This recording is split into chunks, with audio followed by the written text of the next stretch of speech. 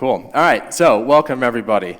What I'm doing for my presentation here, I'm going to be showing you guys some tips and tricks using the Maschine, using some features inside of the Maschine software to create your own sonic hooks. Now, again, this whole topic, sonic hooks, what is it? The way I kind of define it, it's the melody or that rhythm that's kind of stuck in your head, or that recognizable sound that you hear. For example, the Daft Punk record. The second you put the needle on the record and you hear that chord, the dun dun. I know I can't sing, but that chord, when it starts coming in and you hear that side chain, you instantly recognize what song that is. So I'm going to show you some tips and tricks using the software, and let's try to create some sonic hooks. Now, a great example, and kind of leads off with the first thing that I'll show you on here, is that Jack U record, the Where Are You Now? That whole vocal sample, they chopped it up, they resampled it, did all sorts of things to it, and that was kind of the sonic hook. And that's something that I like to do a lot inside of Maschine, is take an existing a cappella or a vocal and chop it up inside of Maschine sampler, play it back in a different order, add some effects to it, and create something new out of it. Now, what I'm going to do with this, though, is I'm also going to use the scales and the chords feature and the arpeggiator. So essentially, I'll be able to play one note, and it's going to arpeggiate and play a melody for me. And then from that point on, I can add some more effects, a bunch of other stuff. So let's get started here. So the first sample that I'm using is this. It's the beginning of a track, Dum Dee Dum by Keys and Crates.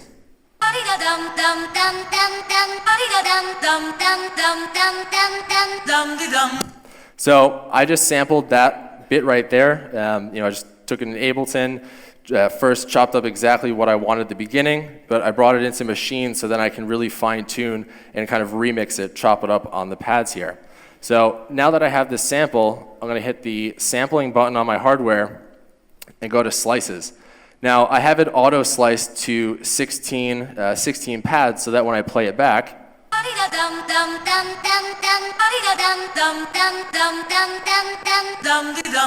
so even right here, I can play it back in a different order. So can anybody recognize this song or this movie?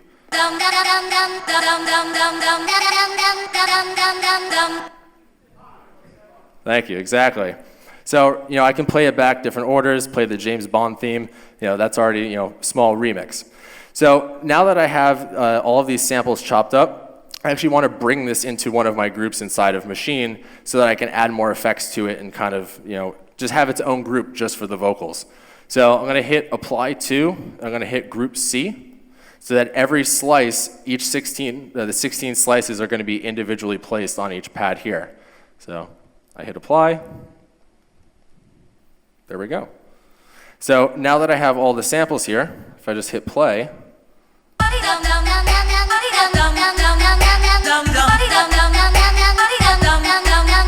so what happens is once I first slice up the sample and apply it to a group, it automatically just plays each MIDI note, so it plays the original sequence, but it's all in MIDI. So in this case, I'm just going to erase it so I can start with something new.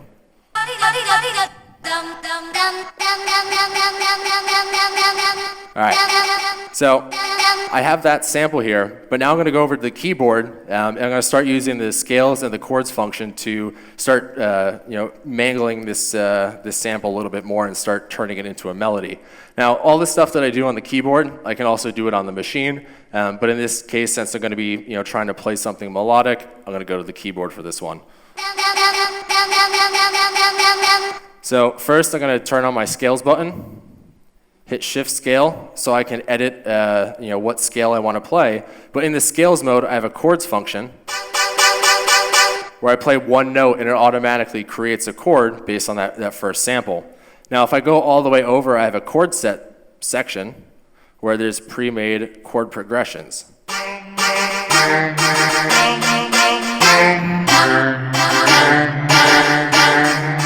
Sounds like Pirates of the Caribbean a little bit. There we go. So now that I have the chord set there, I'm going to turn on the arpeggiator so that chord that I play is going to start, each note's going to be played individually. So I turn on the arpeggiator, I can choose my rate, and if I just hold down a key, There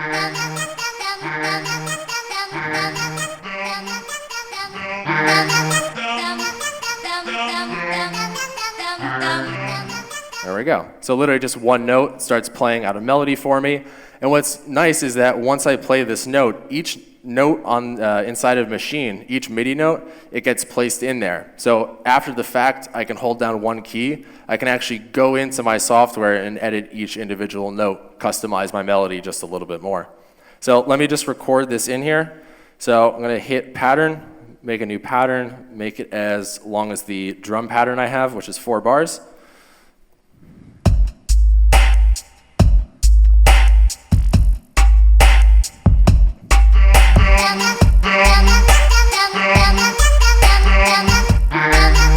So I'll hit record.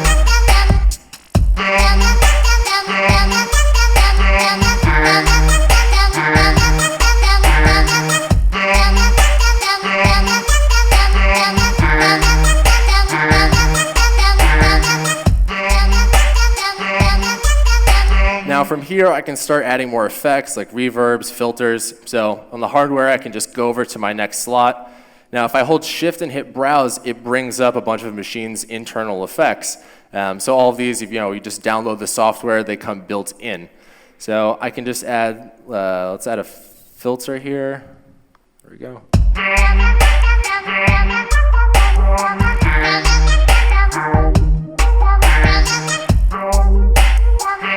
Now I'm going to automate that.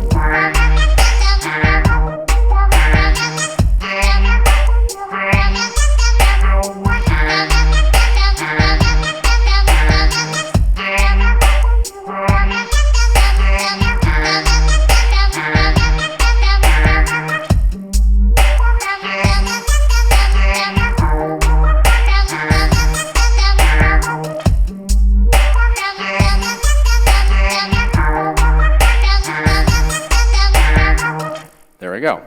So now that I have kind of a basic idea for a melody, I can keep adding more effects. I can reverse some of the samples and get it even more crazy. So next thing I want to do is I want to start using my sampler. And I want to start using some of the sounds inside a Machine. Maybe not exactly how they were intended for. So for example, I have this hi-hat hit here. And after I'm done with this, it's going to actually be my bass line. I'm going to turn it into a dubstep, kind of a wobble bass line going on here.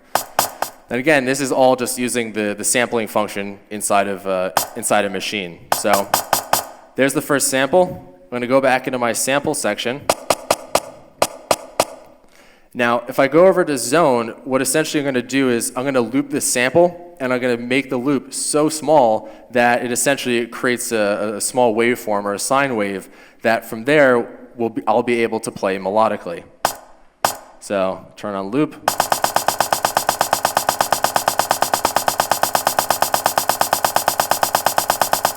I'm going to adjust the out point, the end.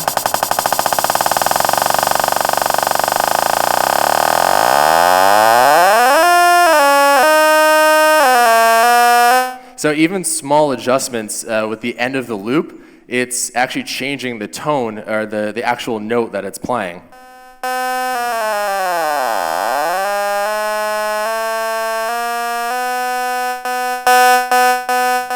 There we go. So now that I have that playable tone, I can just hop over to the keyboard.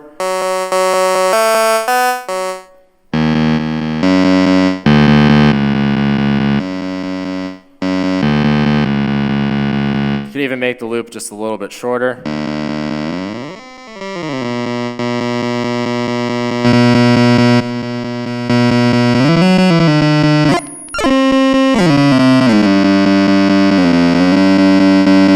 Get some really weird experimental sounds here. So I have this sample. Now next step is I'm going to go into my pad mode here, and now my pads are I'm going to be able to use this just like a keyboard.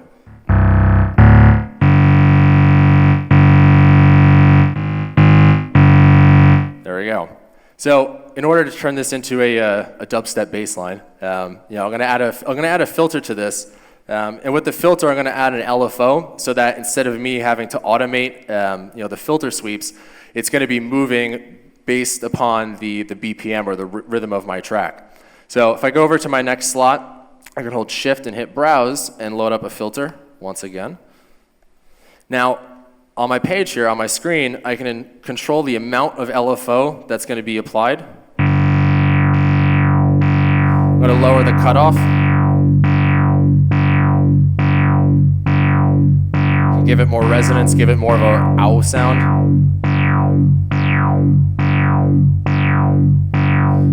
Now for the LFO sync, I'm going to sync it to the beat, the rate of my track.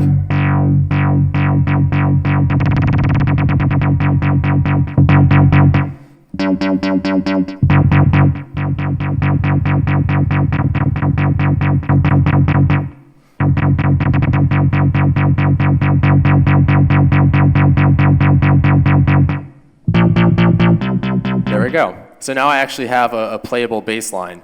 So let me just make a new pattern here. All right, new pattern, make it the same length, four bars long, and record this one in.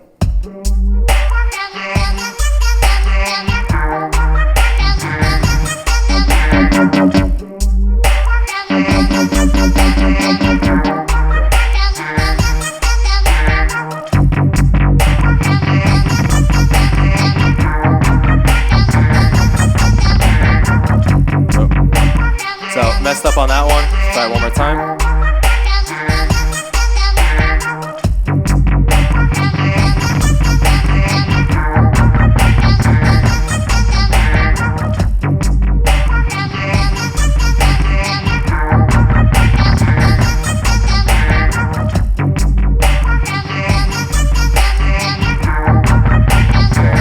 So velocity was a little off, just depending on how hard I push on the key. But again, just with that, it started as a hi-hat sample, just that small impact, but then it became this kind of very prominent element within this track, this heavy bass line that's going on. So the last thing that I want to leave with you guys today, this is. It's inside a machine. It's something that kind of goes unnoticed a bit, but I love to use it so I can get more use out of my pads. So what I'm talking about is I have a zone section. So when I drop in samples into the sampler, I can choose what range, what note on the actual keyboard a sample plays. So I could have 127 different samples, each on a different key if I wanted to. But one other thing that I can do is change the samples based on velocity. So if I'm hitting one of my pads, and depending on how light or hard I hit the pad, it actually changes what sample is getting played. So that's a light touch, and a little bit harder. So with this, I'm able to just play out different rhythms. Depending on how hard I'm pressing it, it gives it more of a a live feeling to it. So inside of my software here, just so we can take a look and see exactly what I'm doing. So if I go over to my mixer section, this section up here, if I hit tab, this is the pad that I'm using. And you can even see there's different zones here. The first sample is on the open hi-hat Dottie, and then I have this other one that's spread out over the entire keys, but it gets cut off at a certain velocity. So even when I hit the pad, you can actually see which one is currently being played.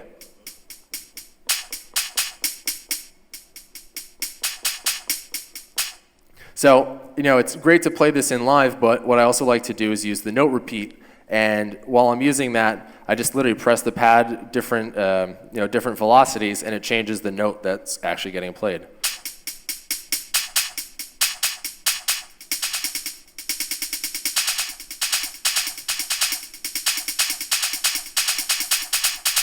So let me just record this, this hi-hat shuffle pattern into this track. Also going to turn down the bass a little bit.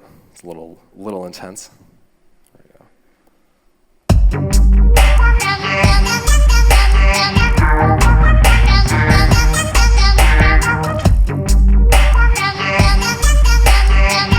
So now the hi-hats.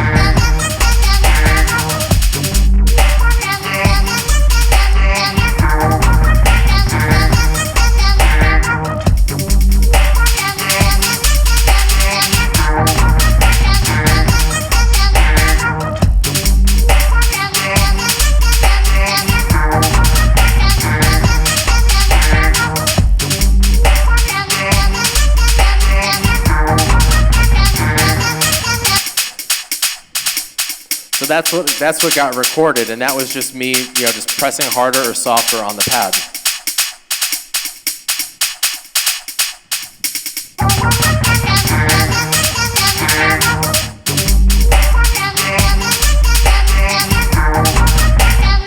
Cool. So, there. So again, just to kind of go back to again this whole idea, this topic of sonic hooks. Again with the Justin Bieber Jack U track, that vocal, that's the very recognizable sound that that you associate with that song. You hear it and you're like, hey, I know that record. So in this case, taking existing vocals, acapellas, doing some slicing to them, but really utilizing the scales and arpeggiator chords function to create these different melodies and these different rhythmic melodies. And then again, thinking of a sound, when I'm creating my own drums or creating a bass line, or more specifically my drums, I'm like, oh, I'm going to use a hi-hat for the hi-hat or a snare for the snare. But in this case, you can think outside of the box and not necessarily use a hi-hat as a hi-hat, but again, in this case, using this as a dubstep bass line, with lots of wobble going on there.